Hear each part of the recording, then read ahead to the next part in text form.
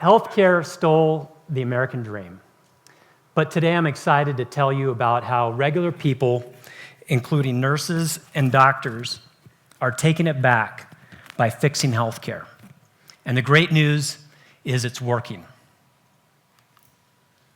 Think the economy has recovered? Well, if you look at the middle class, think again. The middle class has been in a 20-year income decline. And remember, most Americans get their healthcare through work, and healthcare is the reason that 70% of American families have less than $1,000 in savings. And it's not because employers have been stingy. They're actually spending far more money on employees than they did 20 years ago. The problem is every dollar and then some has gone to pay for healthcare. Because for too long, employers have badly managed how they purchase healthcare.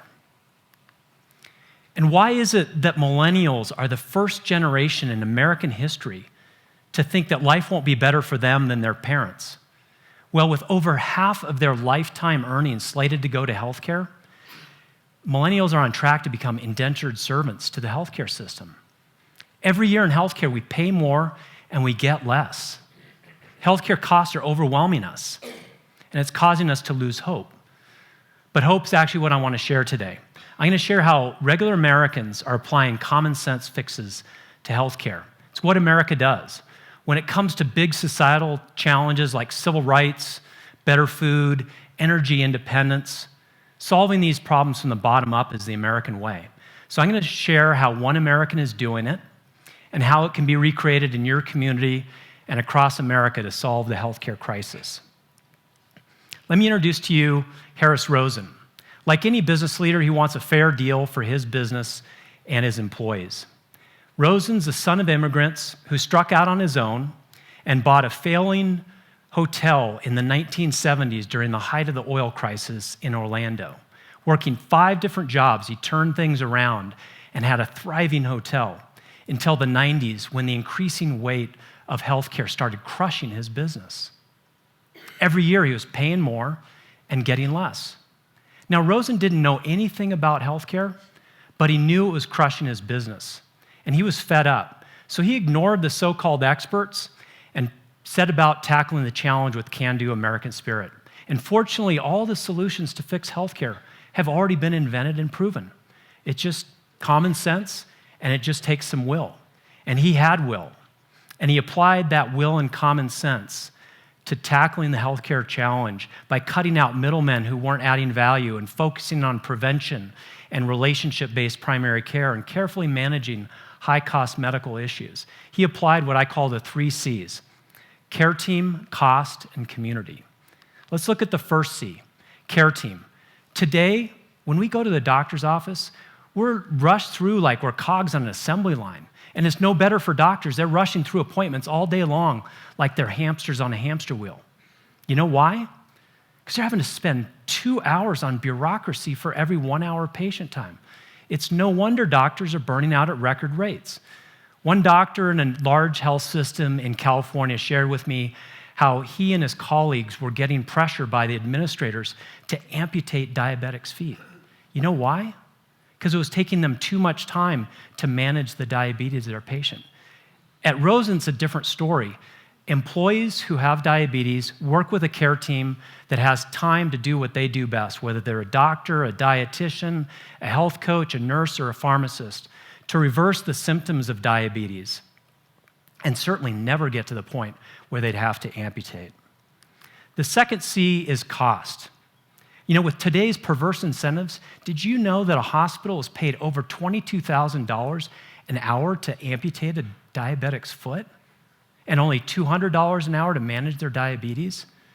Now, it's a different story at Rosen. They apply common sense. They know that if you provide free lifestyle and medication management, it's better for the employee's health and their bottom line. The third C is community. It's actually my favorite C. Postal code, turns out, is a better predictor of health outcomes than DNA code. And unfortunately, healthcare's hyperinflation has been devastating promoters of health like education, safe neighborhoods, access to good food, clean air, and clean water. Now, it's a different story at Rosen. They know that investing in education is at the foundation of achieving the American dream.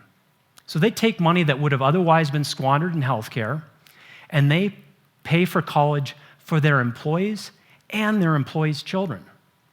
And if that wasn't enough, they adopted a nearby neighborhood that was crime-ridden and started by investing in daycare, pre-K, after-school programs, and so far 450 college educations. Guess what happened? Crime went down 67%. High school graduation rates doubled to more than, or almost 100%. And the entire cost of all that was less than 5% of what they saved compared to similar companies. And this success is so contagious that they adopted a neighborhood 5 times that size, and they're doing the same thing. So with the 3 C's, care team, cost, and community, Rosen is spending 55% less per capita on benefits with one of the best benefits packages in the entire country. That's about $5,000 per employee per year that can go into the employee's pocket, the business, or the community. That's what happens when you have will. That's how you restore the American dream. And these successes are sprouting up from the ground up all over the country. From small manufacturers to school districts to publishers to large municipalities, basically applying the same common sense things that Rosen did. And you know that if every employer did that in this country and had that will and common sense, it would be like a citizen-driven $500 billion economic stimulus every year into the economy. But of course, there's 3 trillion reasons to protect the status quo. And there's no industry that spends anywhere near healthcare at the local, state, and federal level to lobby and to preserve such a wildly underperforming system that clearly has driven the middle-class income decline. And in turn, that clearly fueled the recent presidential election. But almost nobody's talking about the fact that that was at least 95% generated by healthcare's hyperinflation, as data from Rand and Brookings and Kaiser and others clearly shows. So here's the key point. Those that are trying to protect the status quo, they'll try to politicize healthcare, they'll try to use fear, uncertainty, and doubt to protect their interests. To stop progress, they know that there's nothing easier to politicize or frighten people about than healthcare. After all, it's life and death, right? But each of us must inoculate ourselves against these enablers of the status quo who benefit themselves at the cost of our health and our wealth by infecting us with this sense that healthcare is too complicated to fix. That is absolutely false. All over the country, people are realizing the solutions aren't going to come from somewhere else. Each of us has looked in the mirror and realized it's on us to restore the American dream.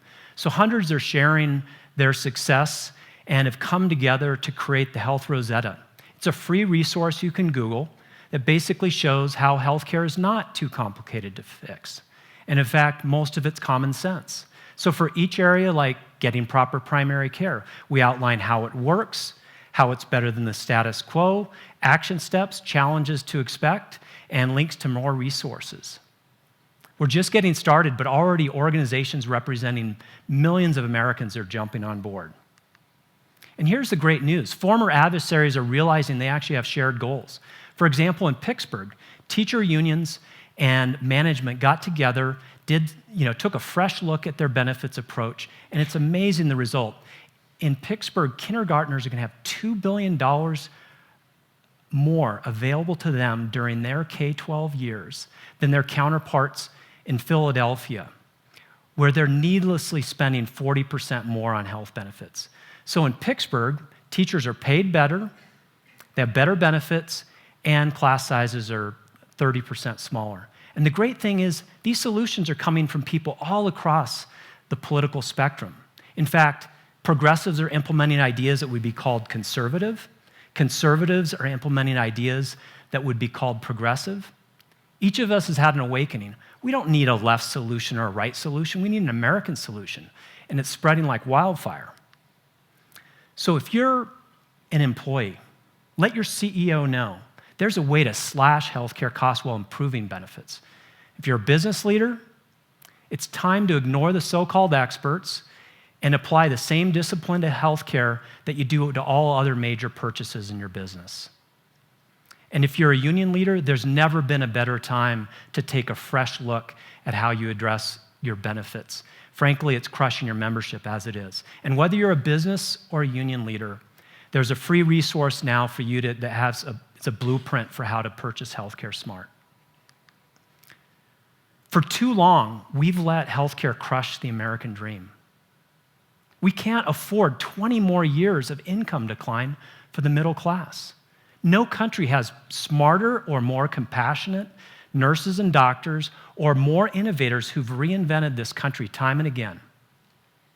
And all corners of healthcare, there are people who went into it for all the right reasons, but perverse incentives and outdated approaches have shackled them. And whether we knew it or not, we've all contributed to this mess. Now it's on us to fix it. And the great news is, when this change happens, community by community, it's impossible to stop. So yes, healthcare stole the American dream, but it's absolutely possible to take it back. And I'd invite you to join us to make it happen in your community. Thank you.